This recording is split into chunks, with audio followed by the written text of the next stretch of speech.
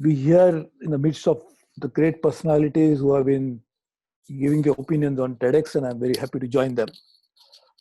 Let's look at a very important issue that is threatening, obviously, you and me to begin with, but not just us.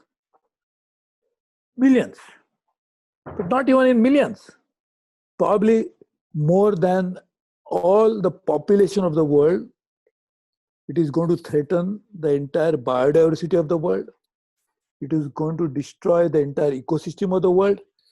It is probably going to destroy everything that we can see around us if we don't act on a most important issue, that is climate change. We talked about it for too long, but we never acted on it. And while we're talking, the climate was changing.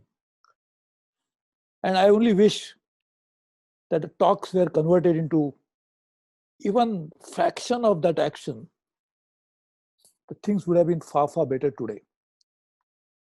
Way back, there was this United Nations Framework Convention on Climate Change, which actually provided a framework to deal with the big challenges of climate and what is the relationship between human action and climate. The climate change is a part of a much bigger story called global change. But then the global change always happens. Part of that is climate change. And climate change also happens all the time. But this particular one is caused by human action. Human action change the way there are greenhouse gas emission in the atmosphere. And that has impacted everything.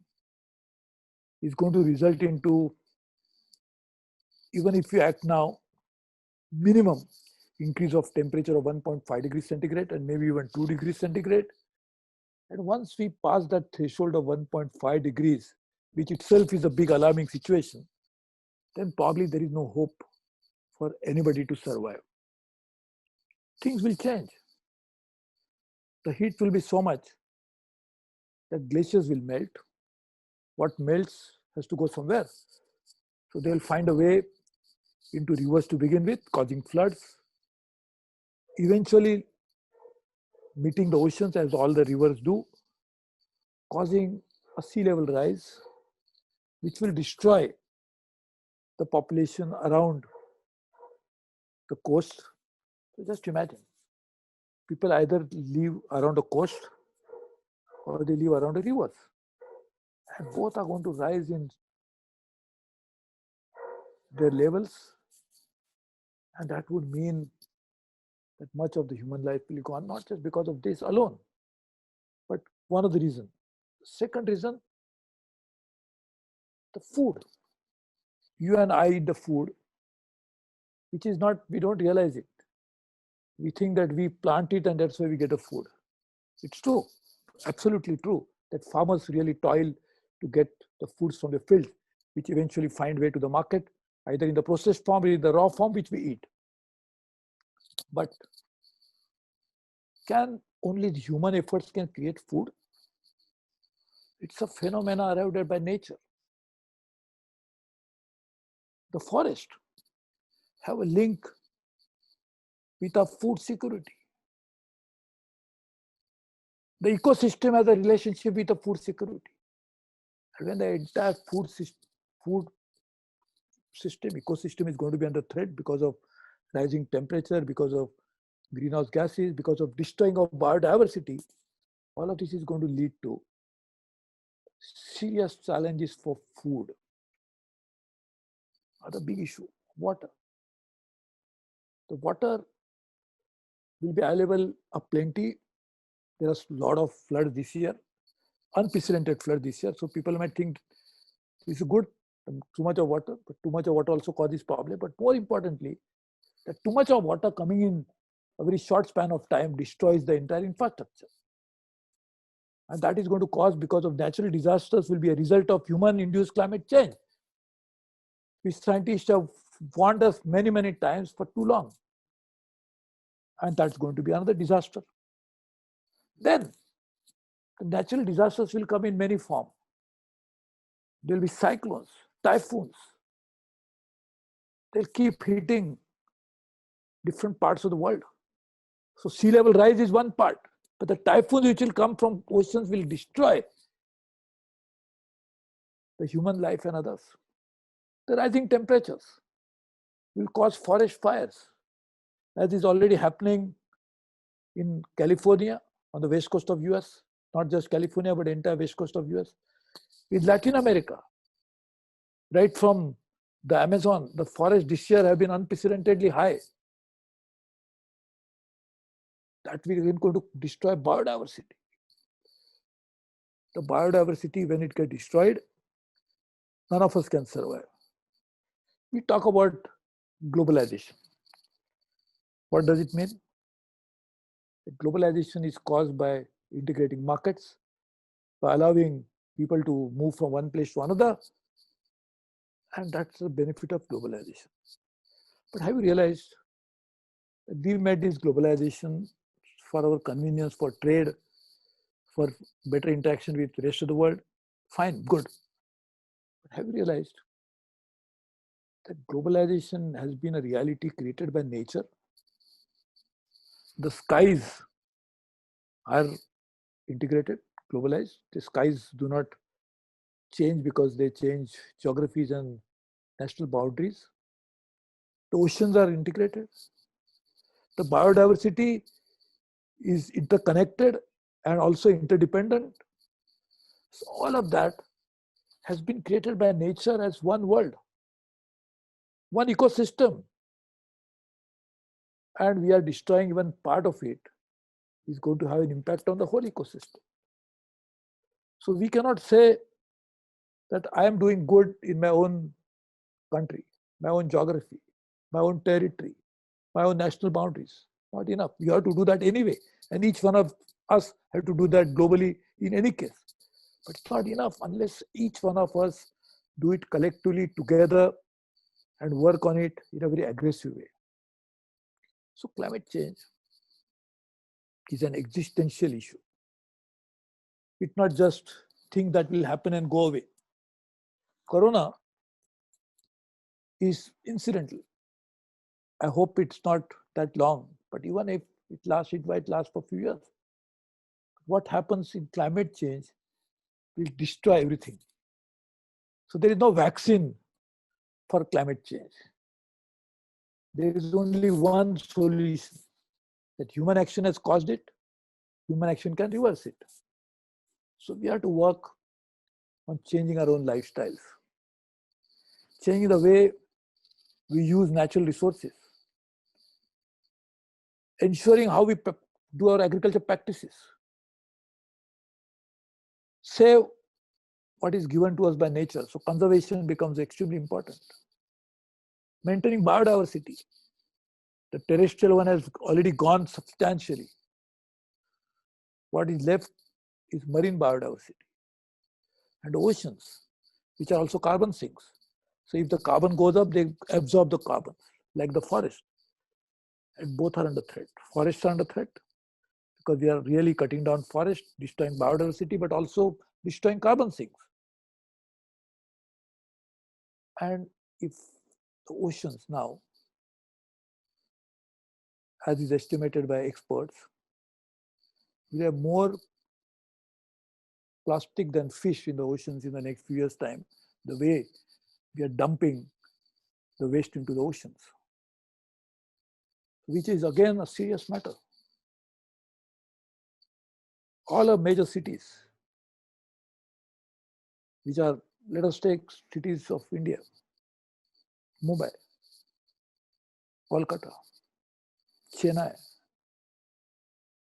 Visakhapatnam, and you can go on and on, which are, because we have 7,600 kilometers of coastline. These coastal cities will be under threat. The major civilizational cities,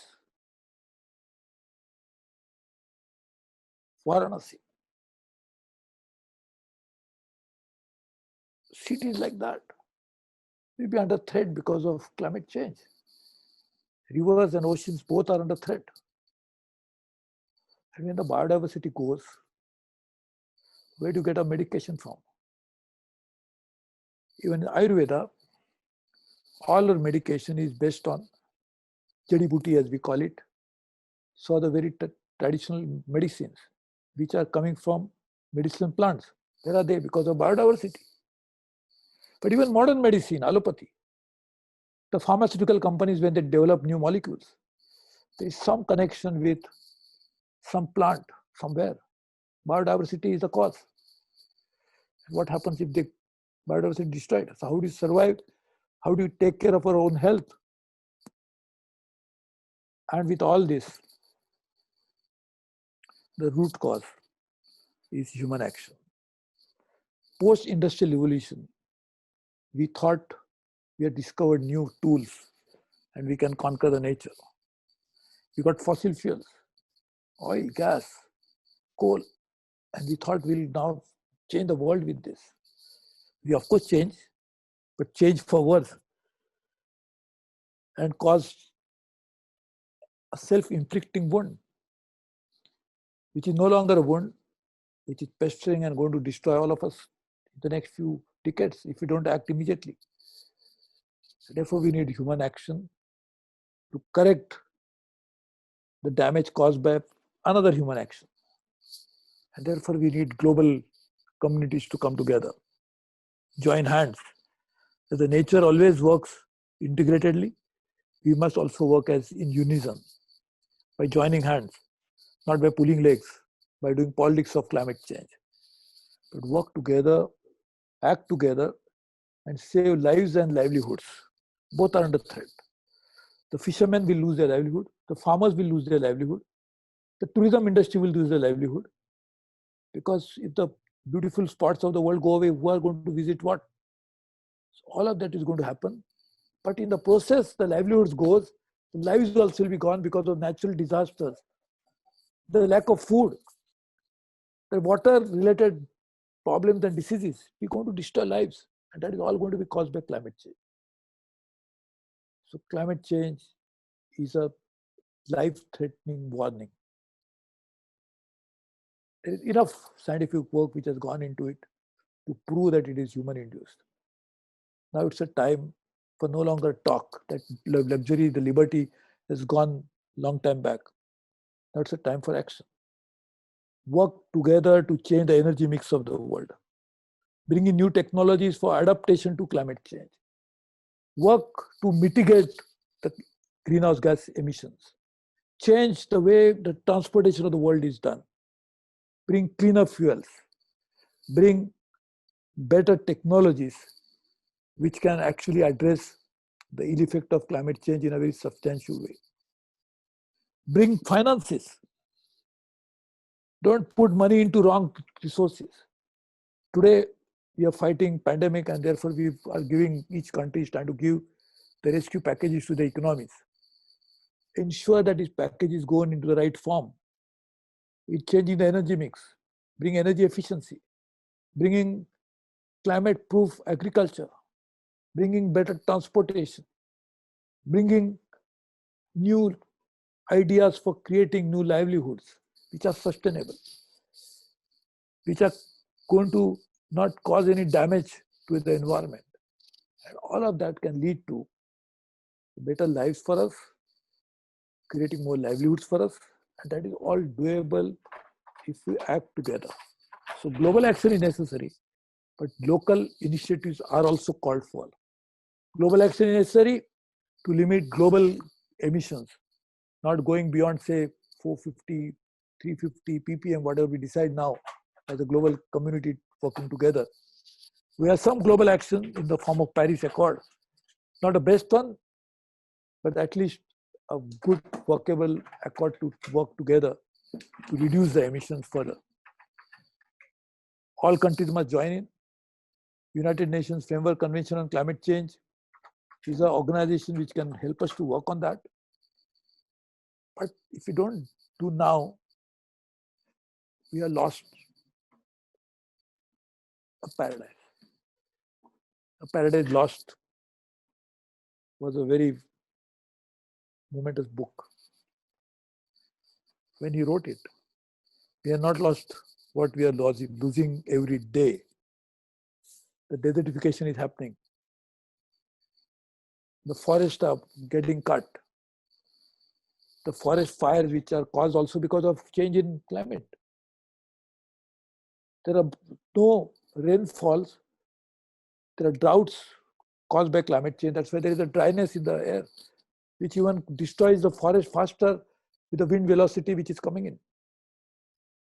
And therefore, we have to pull our action together, work in unison, and try to solve a major existential threat to humanity and solve the climate change as a problem. So thank you, my dear friends. I hope we can work together and be reminded that why you work, what is the reason why human beings work so hard? What is the reason for destroying this biodiversity and others? We think we are creating wealth in the process. That's the reason. We destroy nature to create wealth, but don't realize that we can never recreate what we are destroying. That's one matter. But a wealth that we are creating for whom? Normally, the human beings want to create it for his own consumption, but also save it for his posterity, for his future generation, for his children, for his grandchildren, for great-grandchildren. Fine, you can do that. But if you are doing this, if there is no future human generation can survive, what is the use of this wealth? So you are destroying something and in the process trying to create something which you think you have wealth. But that wealth is no meaning if there is no water for your future generation to drink. Because biodiversity is gone, nature is destroyed, so there is no longer water. So what are the use of that wealth? So let's not forget the reality that we can survive only because of nature. And by destroying nature, if you think we are creating something which is going to help the future generation, we are actually killing the future generation. Be reminded of it. Let's act on it. Let's work on it. And if we don't do that, not only will we be gone, but our future generations will be gone. So that's a choice in front of us. So my dear friends, let's save ourselves, and to save ourselves, save the planet. To save the planet, right action is necessary, and stopping wrong action is also necessary. Both must go hand in hand. That's the only way we can actually forget a better world, at least save what we have today. And then if we can save, then we can actually create a much better future for our future generation. So thank you, my dear friend. All the best to you. Congrats for at least listening to this, and hopefully will motivate you to work in an integrated, unified, and in dedicated manner to save ourselves and save the planet. Therefore, thank you very much.